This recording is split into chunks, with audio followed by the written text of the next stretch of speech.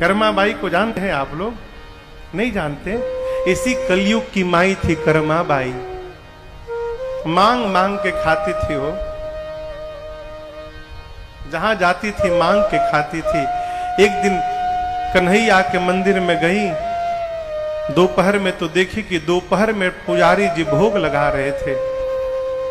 कर्मा माई बोली, ठाकुर जी ये पंडित आपको भूखों मार डालेगा, बताओ सुबह से आपको भूखा रखा। प्रभु यहां तो मेरा कोई अधिकार नहीं है, लेकिन तुम एक काम करना, कल सवेरे 6 बजे आ जाना, भूख लगी होती है तुमको, मैं कुछ तुमको खिला दूंगी, उसके बाद बढ़िया चकाचक यहाँ 56 भोग पाना दिन में। बोल के गई और उसको विश्वास था कि मेरा कन्हैया अवश्य आएगा। सवेरे उठी 5 बजे, नहाई भी नहीं, न आंगन साफ की, पहला काम किया खिचड़ी बनाया उसने।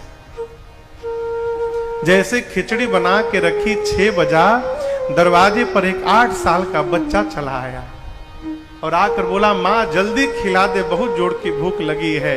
कर्मा बाई ने खिचड़ी खिलाया। अब ये नियम नित्य का हो गया। रोज भगवान आते थे, रोज कर्मा भाई भगवान को खिचड़ी खिलाती थी। एक दिन ठाकुर जी खा के गए, 6:30 बजा होगा, कर्मा बाई बर्तन साफ करी थी, तब तक एक महात्मा गुजरे। महात्मा बोले, इतने सुबह सुबह भोजन कर लिया इसने? बोले, अरे माई इतने सवेरे सवेरे तू खा ली? बोले, मैं नहीं खाई, वो कन्हैया आया था ना भोजन करने। अब महात्मा बोले, हाँ तुम बहुत बड़ी भक्तन हो गई, भगवान तुम्हारे यहाँ भोजन करने आएंगे। और तू भगवान को खिलाती तो ऐसे खिलाती है?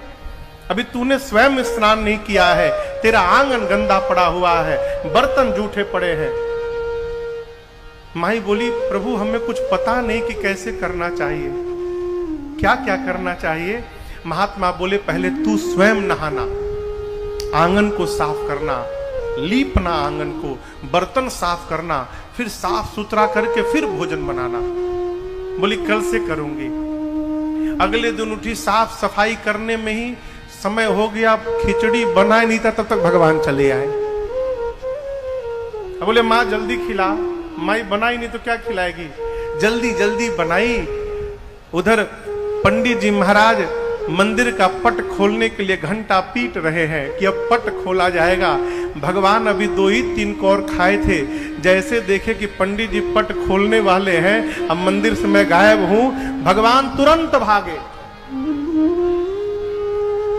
और आपको सत्य बताऊं माई बाप, जब पुजारी जी ने मंदिर का पट खोला न हो, तो ठाकुर जी के विग्रह में उनके दाहिने हाथ पर और भगवान के मुख पर खिचड़ी लगा हुआ था।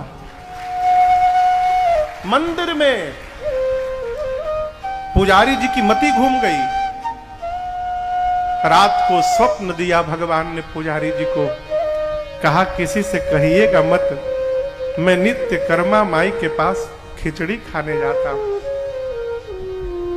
मैंने पढ़ा है, जब कर्मा बाई इस संसार में नहीं रही तो उसके बाद कई दिनों तक अगल बगल के लोगों को सवेरे सवेरे कर्मा बाई के घर से एक बच्चे के रोने की आवाज आती थी। कई दिनों तक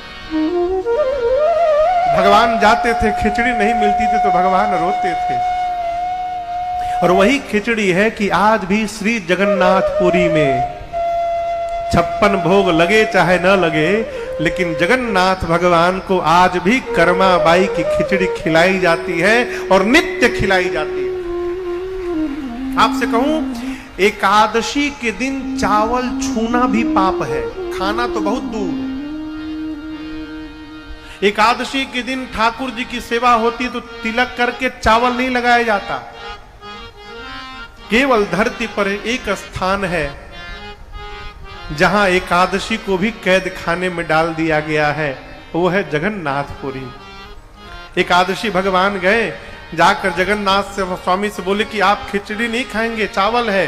क्यों? मैं आया हूं, एकादशी हूं। भगवान ने कहा, तुम मेरी कर्मा माई की खिचड़ी छुड़वाने आए हो, डालो इसको जेल के भीतर। आप जाइएगा तो मंदिर के पीछे एक कारागार बनाया गया है और वहां एकादशी को उल्टा करके लटका के बंद किया गया।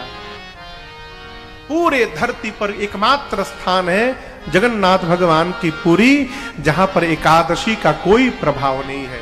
वहां भगवान नित्य चावल पाते हैं।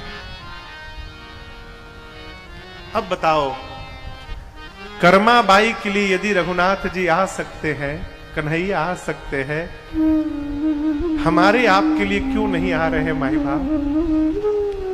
कारण मैं बताता हूं।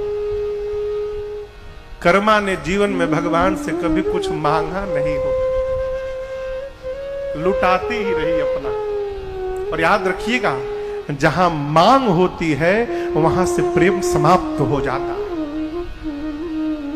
यदि आप भगवान का दर्शन प्राप्त करना चाहते हैं, इस जन्म में नहीं, अगले जन्म में, उस जन्म में नहीं, उसके अगले जन्म में यदि प्राप्त करना चाहते हैं माई बाप, तो मांगना बंद कर दीजिए। क्यों? आपसे यदि कोई रोज आकर मांगे, आपको अच्छा लगेगा? आपको यदि रोज मांगा जाए तो आपको अच्छा नहीं लगता। हम भी रोज जिनसे मांगते हैं, इनको कैसा लगता होगा? जिसको प्रेम करते हैं उससे मांगते नहीं है माई बाप, वहां लुटाते हैं। आप भी लुटाइए, अपना मन इन पर लुटा दीजिए।